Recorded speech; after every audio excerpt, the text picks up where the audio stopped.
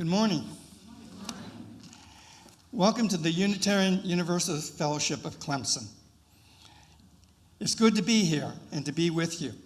I'm Karl, and I'm a member of the UUFC Fellowship of Clemson Worship Associates team. Whoever you are, wherever you are on your life journey, you are welcome here. Whomever you love, wherever you were born, whatever language you speak, you are welcome here.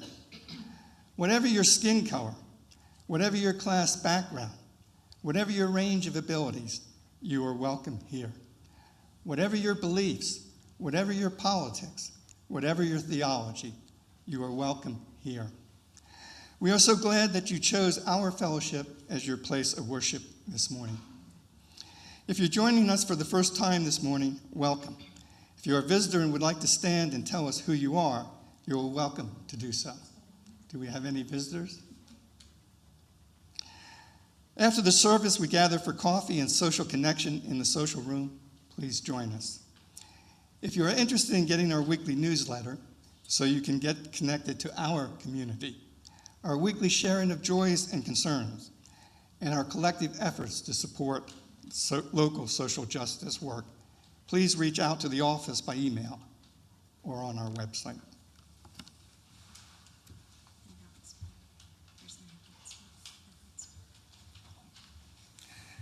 I forgot there's an announcement. There are several opportunities coming up in the wider community that you might be interested in. There are flyers for these events in the weekly connection and can be found on the opportunity table in the social hall after the service. Also, there's an extensive list of announcements and opportunities which are listed on the backside of the order of service.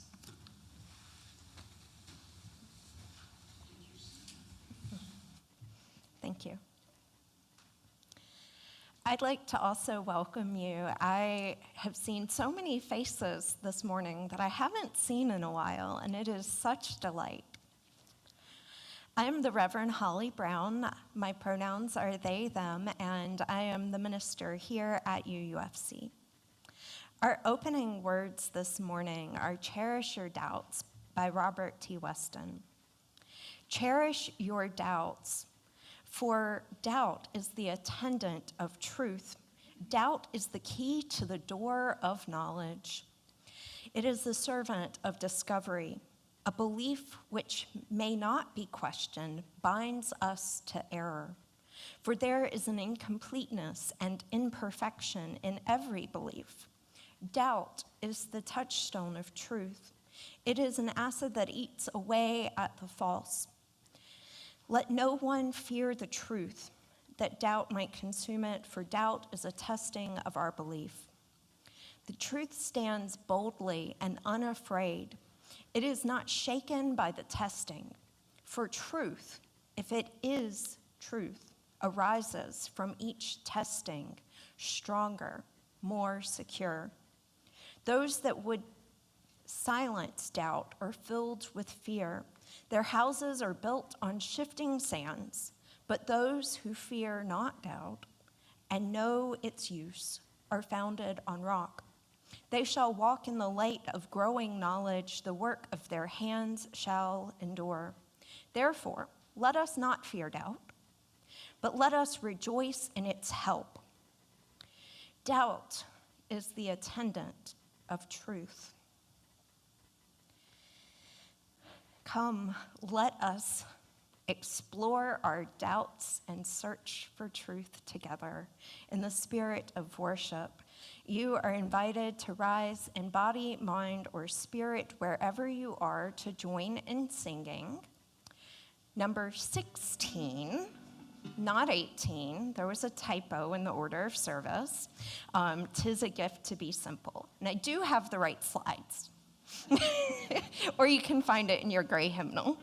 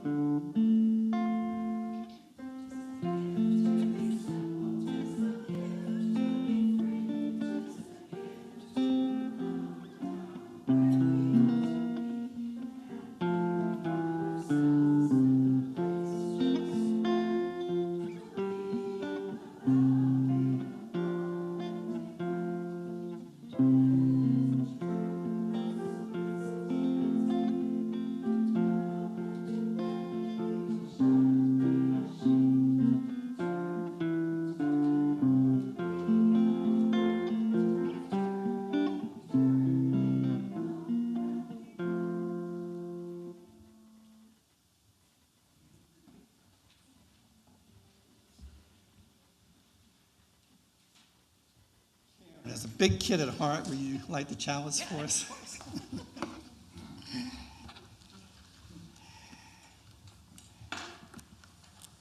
Please join me in saying our affirmation. We gather together in a spirit of love, with justice as our guide.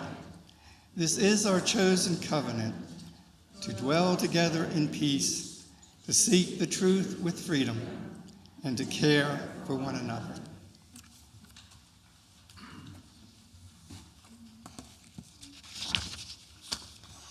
Before I share our story this morning, I just want to make a little note on our children's and youth religious exploration programming. Beginning this Sunday, we are moving to our summer schedule, and that will continue through the fall. That means that we will have no formal religious exploration classes for our children. This also means that we will not be singing the children on their way. However, the children are welcome to remain in the sanctuary for the service, or after we do joys and concerns, they may quietly come to the back of the sanctuary and meet me, and we will have crafts and activities and a quiet reading area for any of the kids that don't want to stay in the service the whole time. The nursery will, of course, remain open for children 4 and under. So, when Reverend Holly and I were discussing the service theme for this Sunday, I was delighted to come across this little book that I'm going to share with you this morning. It's called The Sad Little Fact, written by Jonah Winter and illustrated by Pete Oswald. There was once a fact, a little fact, a sad fact. No one took the fact seriously. They laughed at it and called it names. You're just a lie. I don't believe you. Then they'd walk right past it or step over it without so much as a blink. The sad little fact just had one thing to say back. A fact is a fact, which shouldn't have been such a big deal, but it was. One day, the authorities demanded that the sad little fact admit that it was not a fact. But the sad little fact could not tell a lie, so it refused. Now the authorities grew angry, and they hurled the sad little fact into a big box, closed the lid, and buried it deep underground. And that was that. Inside, the sad little fact saw that it was surrounded by other facts. They all introduced themselves. 2 + 2 = 4. A refrigerator is not a moose. Christopher Columbus did not discover America. Human beings are members of the ape family. Dinosaurs became extinct 66 million years ago, and so on and so forth. It was a powerful collection of facts. But in time, the facts grew restless. They tired of being in a box and wanted to get out. I think a hole needs to be made, suggested the sad little fact. But how? The facts had no tools. They were just facts. Meanwhile, a bunch of lies created by the authorities were taking over the world outside the box. They too called themselves facts, but they weren't. The world grew dark. A hardy band of fact finders were troubled by the situation. Where are the real facts, they cried. Where have you buried them? But the only reply they got was, these are the facts. And so the fact finders started digging. Equipped with only shovels, flashlights, and a need to know the truth, they dug a tunnel deep, deep underground. At last, they heard the voices, the sound of facts hoping to be discovered, and found the box. They hoisted it out of the darkness and let out the facts. In the clear blue light of day, the facts were glorious in all their factual splendor. The earth revolves around the sun, and people are causing the earth to get warmer. A fact is a fact, cried the sad little fact, who was not so sad anymore. A fact is a fact, they all cried out in unison. Some people chose to ignore the facts, turning their backs and walking away in a huff. But with those with minds to think and a need to know the truth, the facts could not be denied. And that's a fact.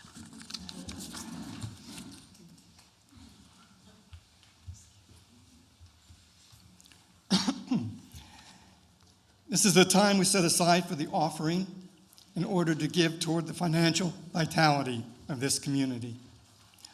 Also, 25% of the undesignated collection each week goes to an organization in the local community that we partner with.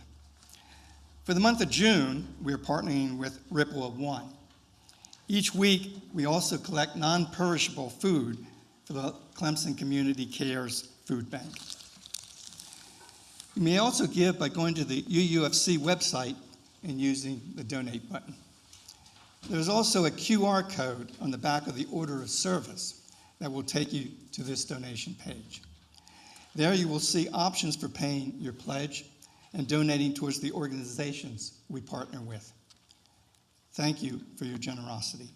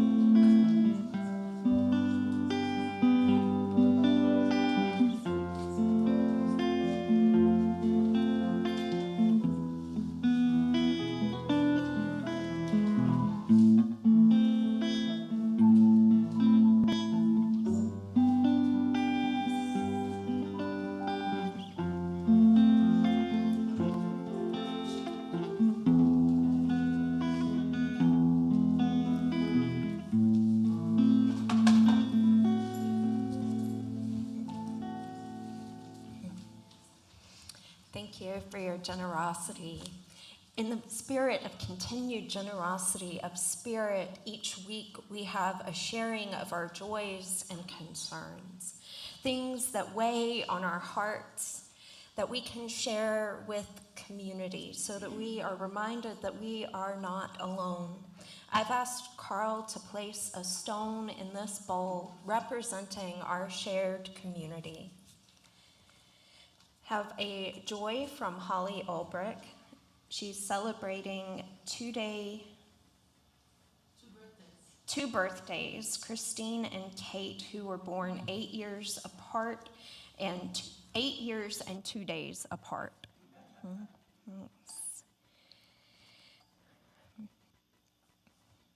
Mike Cole shares a joy that I've recovered from a procedure on my eye last week.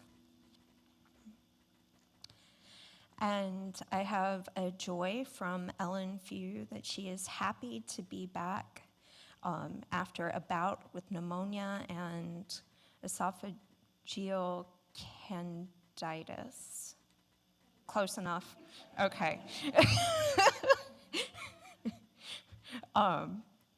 And I would like to also place a stone in this vessel, not naming names, but to honor all of those folks that are with us this morning after time away for many, many different reasons. And finally, one last stone for any joys and concerns that remain quiet and tender upon our hearts this morning.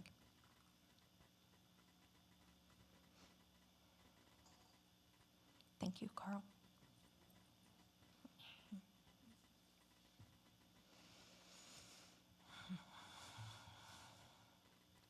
I'd like to now invite you into a spirit of meditation and prayer, settling into your seats as you hear these words. Of course, I want the truth, but here's the rub. Truth doesn't sit around still as a rock. It breathes and flows and turns inside out. You ever seen a lion in a cage? He paces and glowers. That must be how God feels, locked in our little religions. Look how big the sky is. The deep distances between the stars. Little speck, that's you. Laughable speck, that's me. How could we contain the truth? All that overwhelming light. Our truth is just a pinprick in the mystery's velvet curtain. Even so, see how we struggle to fix an eyeball to that tiny peep show's window. As we continue to explore what truth means, I've asked Paula and Jorge to provide us a little bit of a musical meditation.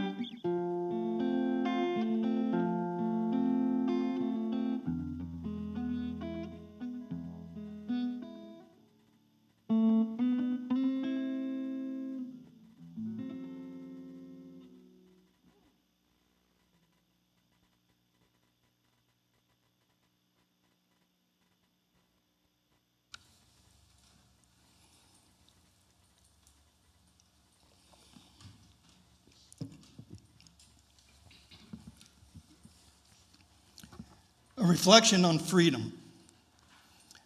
Although I find the fourth UU principle, a free and responsible search for truth and meaning, foundational to all the rest, like many human proclamations, it is problematic because I do not know what the words freedom and responsibility mean to other people.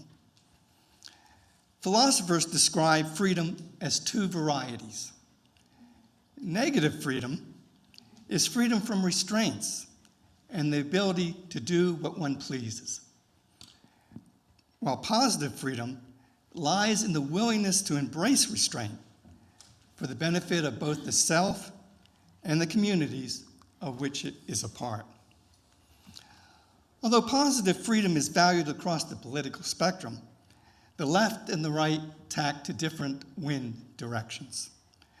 Progressives see positive freedom in the willingness of the more fortunate to restrain their advantages, submit to the democratic process, and willingly give their money, time, and effort to helping those less fortunate.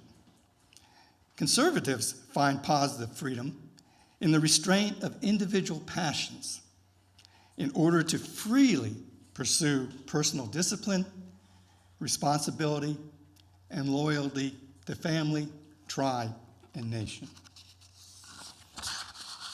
These two freedoms exist side by side in every moment and may be both complementary and oppositional. A confession. When I am in the pews, I find it difficult to, and may or may not, depending upon my mood, recite the UUFC affirmation. For I am unsure how others will interpret the words, and embracing negative freedom, I fear being bound and caged by the desires of others. William Blake captures my angst perfectly in his poem, The Garden of Love, when he writes, "And priests in black gowns were walking their rounds, and binding with briars my joys and desires. And yet, when leading the recitation as a worship associate, I eagerly and willingly embrace the promised restraints that bind me to this community as an act of positive freedom, perhaps emerging from the responsibility of the pulpit." Recently, I was told by a number of people that although it was not illegitimate, it might cause harm if I truly and honestly introduced myself by saying, "Good morning, my name is Karl Dieter. I am a white heterosexual man who revels in his being and has an insatiable desire to know and understand how everyone else experiences the world." The first part of the sentence reflects negative freedom in my desire to honor and value myself, and the second part of the sentence embraces positive freedom, where I seek to understand how I am bound to others, what their needs may be, and to what extent I am willing to provide assistance should they desire it. There can be no peace in the land if social mores, ideological purity tests, or legal restraints deny individuals or groups opportunities to revel in their being and to publicly express their joy in saying, "I am, we are." This is as true for those with privilege and power as it is for those marginalized and with little power. Although the practice of kindness, compassion, agape love, and the Buddhist joy in the other person may be described as religious and spiritual expressions of positive freedom, the fine print in these expositions is often buried in the unconscious or deliberately ignored. I am constantly irritated and annoyed by the prolific denigration and dismissal of Christians, Muslims, believers in God, atheists, liberals, rural voters, minority and majority communities, nonconformists, MAGA voters, and even President Trump. Although I confess to being unable to view much of current news reporting and curse the man when I do. The fine print is the reality that love, kindness, and joy in the other is often limited to family, friends, and those who view the world in the same way. And in practice, not generally extended to those with different religious, political, or moral values. What does it mean to say, quote, love your enemies, bless them that curse you, do good to them that hate you, and pray for them that despitefully use you and persecute you? Or the Buddhist virtue of metta, whereby one shows loving kindness toward all beings, including those who harm you. It does not mean that one denies the need to maintain a proactive defense, or that the capacity and desire to show kindness or cruelty lies in various proportions across the vast range of abilities and desires found in individual human beings. At the very least, it could mean a willingness to examine one's own moral failings as you prepare a list of other people's failings. More pragmatically, or secularly, it is not an absolution to those who have harmed you, but rather a letting go, a fleeing the cage of anger and resentments that imprison you, thereby giving you the freedom to revel in your own being so that you may flourish. I can offer no advice on how to balance the expression of negative and positive freedom. First, because I struggle with it myself every single day. And second, because I cannot know with any great intimacy the experiences and struggles of another person. I can only offer some observations. One, it appears that one cannot be gentle with oneself unless one is gentle with others. Two, greater opportunities and possibilities appear to arise when one does not attribute to malice hurtful human behavior that can be explained by inertia. And three, small acts of kindness may return mountains of goodwill. Perhaps if we work toward practicing positive freedom, we might make some small progress toward Abraham Lincoln's hope that we can become a nation with charity toward all and malice toward none.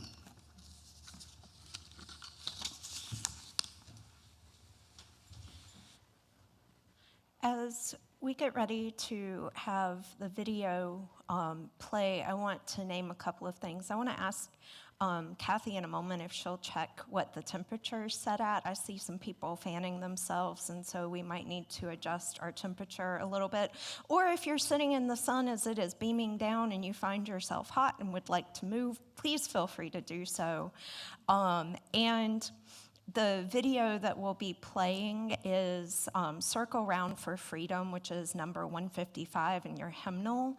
And it was done by the Church of the Larger Fellowship. It has words on the screen, so if you would like to sing along, if you're familiar with the song, I invite you to do so. Otherwise, just kind of reflect on the words.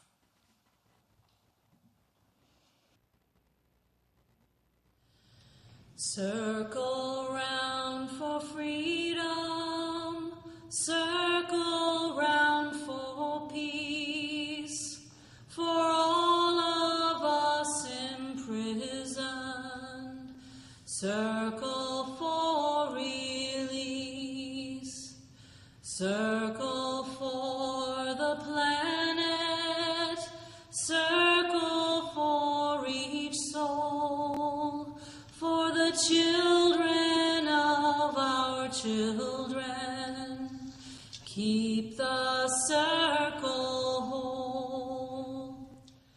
Circle round for freedom, circle round for peace, for all of us imprisoned, circle for release,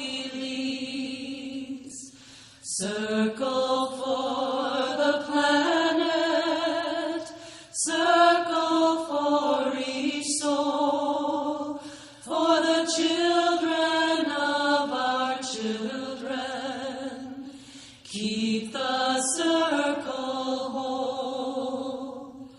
Circle round for freedom. Circle round for peace. For all of us imprisoned. Circle for release. Circle for the planet. Circle for each soul. For the children of our children. Keep the circle whole.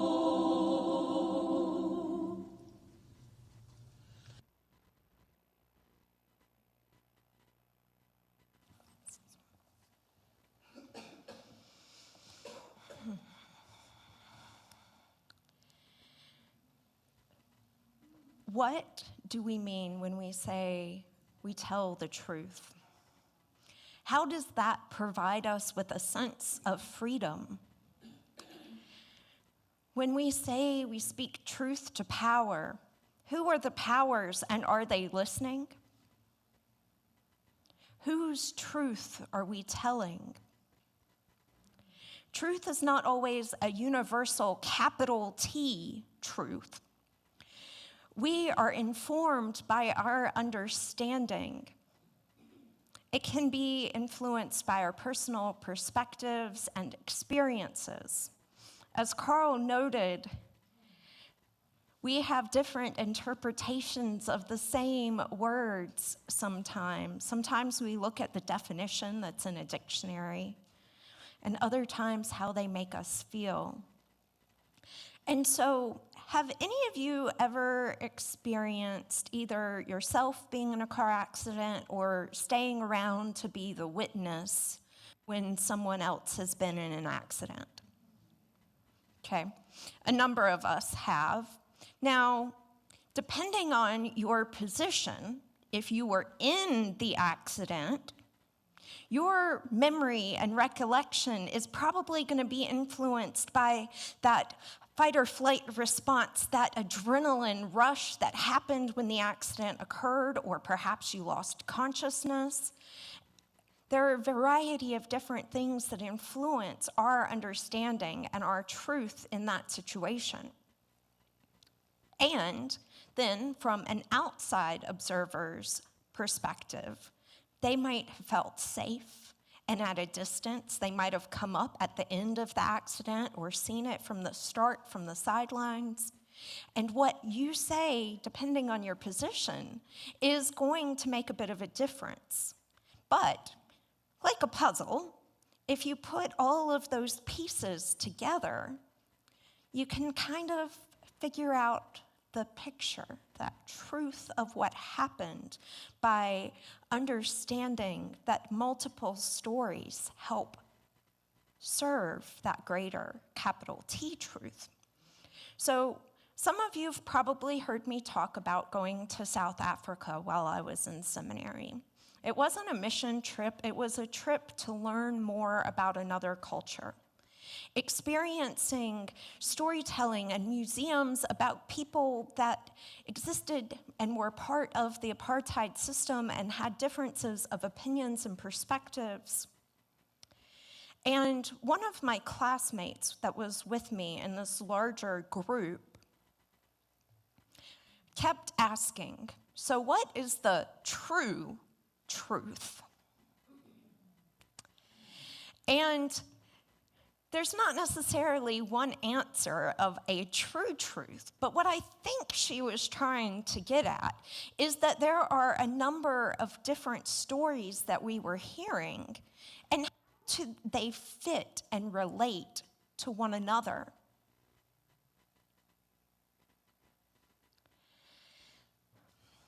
Along these lines of how we see the world and interpret information, have any of you heard or maybe even said the statement, once you see it, you can't unsee it?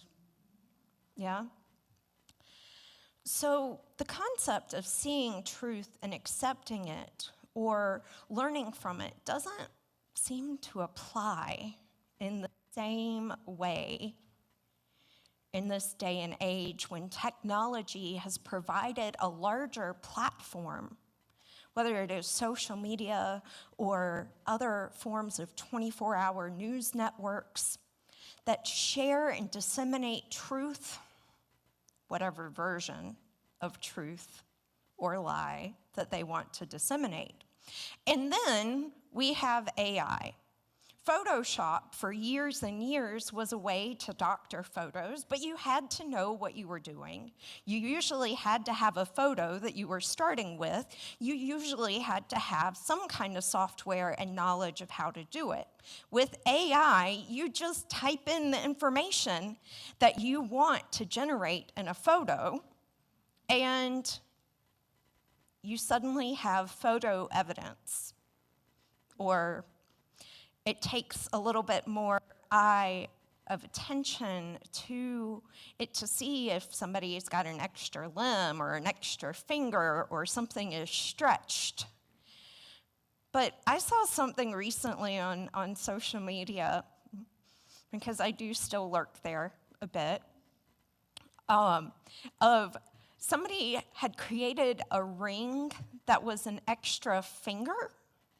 So if you put on the ring that looked like you had an extra finger, if you did something wrong and there was a photo that captured you doing it, then you could say, no, that's AI. Look, it has an extra finger. I'm somewhat horrified by how much technology helps blur the lines in that truth that's buried in that box that fact finders have to go dig up and see if we can resolve the differences of opinion that have been generated into truth. So this idea isn't all mine originally. So some of you may be familiar with the fact that we use a resource packet from Soul Matters every month that's based on a theme. We use it for religious education and for covenant groups, our small group ministries, and for worship. This month, the theme is freedom. So you might have noticed that in Karl's reflection and in some of the readings thus far. But what connected me to this idea of truth and freedom comes from an article titled Reinterpreting Speak Truth to Power in an Era of Authoritarianism and Post-Truth Politics by Scott Nakagawa. And I want to share kind of a chunk of some of what he said in his article. He said, quote, "In a world where authoritarianism is advancing and the post-truth environment created by virtual reality and media deregulation dominates public discourse, traditional concepts like speaking truth to power and truth will set you free must be re-examined. These phrases, long associated with moral clarity and resistance, now exist in a context where truth itself is contested, manipulated, and often weaponized by those in power. Traditionally, the term speak truth to power was called for moral courage, a demand that people with less power confront those in power with undeniable facts and ethical clarity. The belief that truth could serve as a weapon against unjust power was rooted in the idea that exposing injustice would force the powerful to change or be held accountable." End quote. If we don't have the same expectations that our leaders, that the powerful will listen to the truth from the people and aren't willing to be held accountable, then how do we continue to understand truth and its connections to our freedoms? And we must find kind of newer pathways to offer a greater understanding. One of the ways of greater moral grounding and ethical foundations of our understanding of the world, we have to change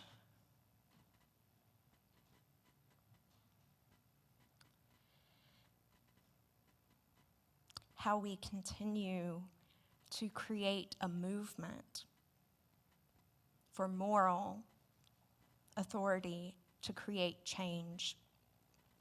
The author of the article continues by saying, quote, "We need to speak the truth to the people, not just power. This does not mean that we should abandon the truth. Truth is strategic, not just moral. It must be strategically deployed, widely disseminated, and connected to collective action. Truth is not liberating on its own. It must be connected to power," end quote. It is impossible to generate change all by oneself. You can do a little bit. It can affect your little corner of the world. When we come together in small groups, we can make a difference. And, because I like the both and when we come together as more collective, larger groups and make our voices heard to share our truths with others in our communities around us, if we have a strong enough representation of what we believe by showing up at rallies, is just one way. There are so many ways. Some of you might show up at Board of Education or library board meetings. Some of you might write postcards or letters or make phone calls to elected representatives. You might provide financial support, seek signatures for petitions. There's so many different ways to be involved. Even at rallies, there are people that are needed to come and pass out water, to provide services as a medic or legal observer. It requires us to be strategic, to not just act alone in all of these different ways, because the way in which media is being used is encouraging us to be overwhelmed and to not know what to focus on. So if we work collectively and strategically and focus on the issues in larger, more public ways, there's a greater chance of making a difference. But I want to come back to this idea of moral authority.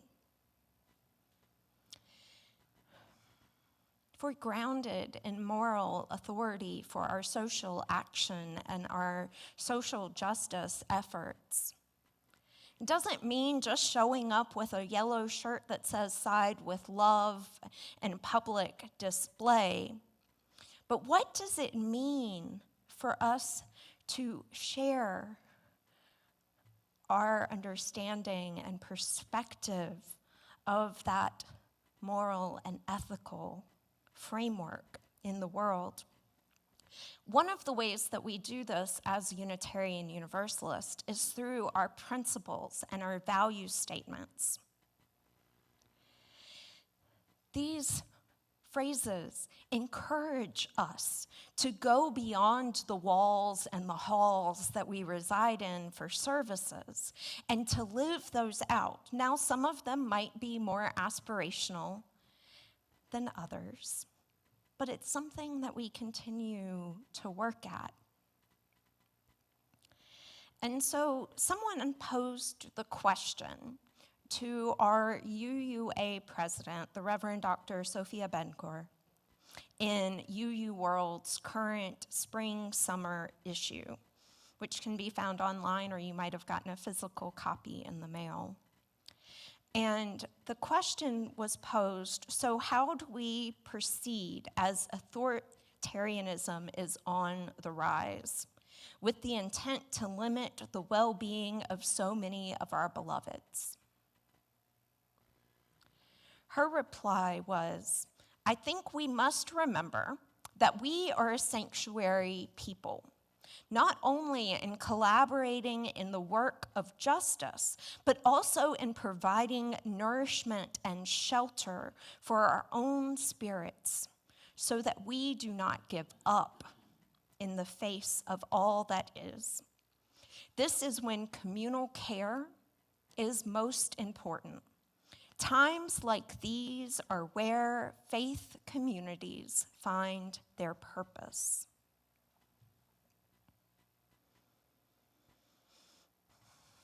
I believe that what she mentioned as community care and support for one another is what will help us get through even the most challenging times. Communal support, communal care is something that goes beyond these doors. We're already doing some of it by the collection of the food, the donations to Ripple of One, and the other benevolences that we support. But we are faced with a time of great misinformation. And that feeling of being overwhelmed, that polarizing between perspectives from one another in our communities. And there's some principles, one that Karl mentioned, the fourth principle, that calls us for the free and responsible search for truth and meaning, naming his concern of how others understand freedom and responsibility. But this is one of many of our guiding ideas, that we look for free and responsible truth and meaning. But in the last few years, the UUA has worked on a process to explore changing the language and adopting value statements that expand beyond our principle statements, and they contain pieces of our principles. They don't disappear. So the statement around pluralism says, we celebrate that we are all sacred beings, diverse in culture, experience, and theology. We covenant to learn from one another in our free and responsible search for truth and meaning. We embrace our differences and commonalities with love, curiosity, and respect. Some of these ideas that Karl mentioned as the framing with the different religious tenets, so it is present in ours as well. As Unitarian Universalist, we are more of a covenantal faith. We make promises to one another. We read our affirmation. We have a covenant of right relations. Did y'all know we have a covenant of right relations? Okay. Do you know what it says? Okay, yes. So there is a lot in it. We often review it, share it with people as they become members. And this last time we had a new member recognition, I asked anybody that was already a member to read it along with me. But rather than going through all of it, because it's a good third, at least, page long, and the one piece that I want to lift up relates very well to this idea of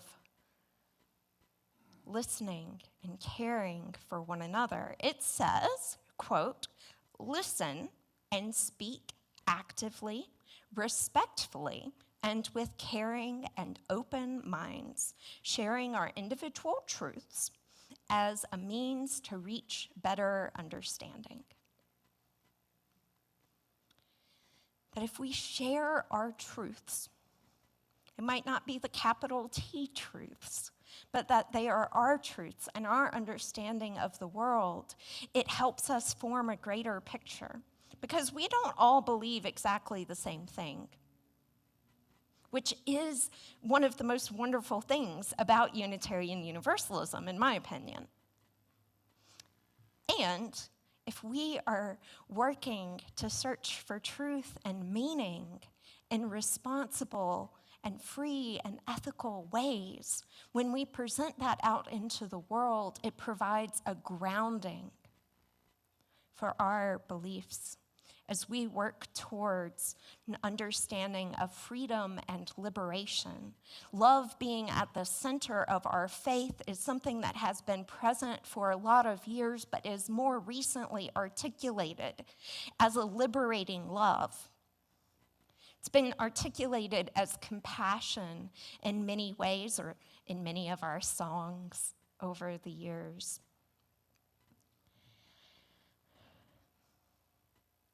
If we work for a free and responsible search for truth and meaning with respect and open minds and caring for one another, we have people power. We have the ability to share that with the communities around us. Whether it is showing up in a physical space for a rally or protest, or supporting our communities in a multitude of other ways as forms of resistance. In the age of authoritarian powers and oligarchies that refuse to hear the truth when it is spoken, that rather bury it in a box, if they won't listen to truth being spoken to power, may we together continue to speak the truth to the people around us.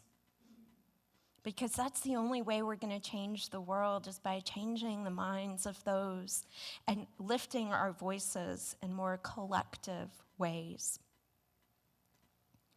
And as a denomination, being able to release statements and understanding and framing of the world.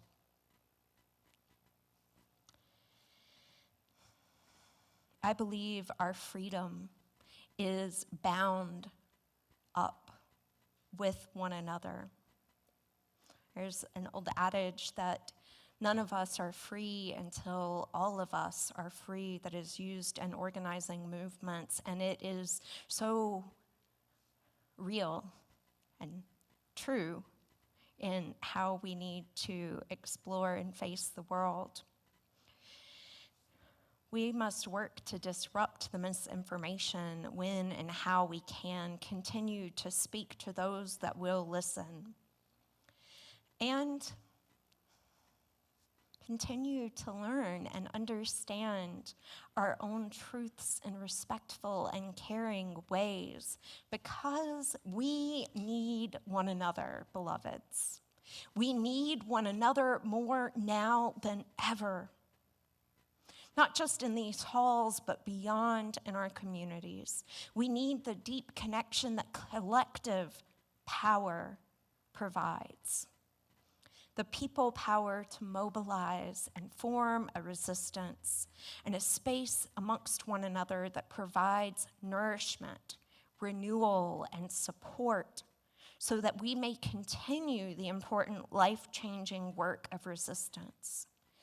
In that vein, there is a balance that we try to offer between joy and imagination, alongside the need for resistance and an awareness of what is going on in the world, because both exist in tension with one another, but we don't want to focus all on one, ignoring parts of the world while exploring others.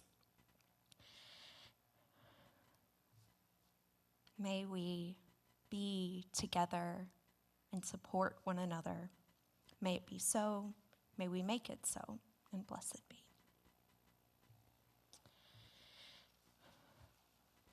So I know I went a little long, but we still have our closing hymn. So I invite you to rise in body, mind, or spirit, wherever you are, to join in singing number 318, We Would Be One.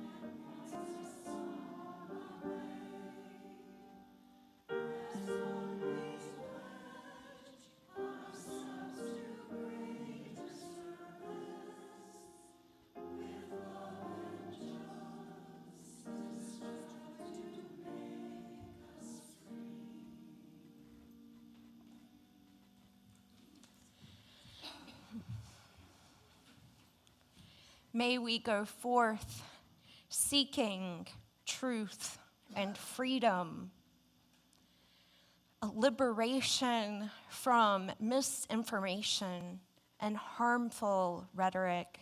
May we go forth with a sense of peace and renewed spirit until we return again in love.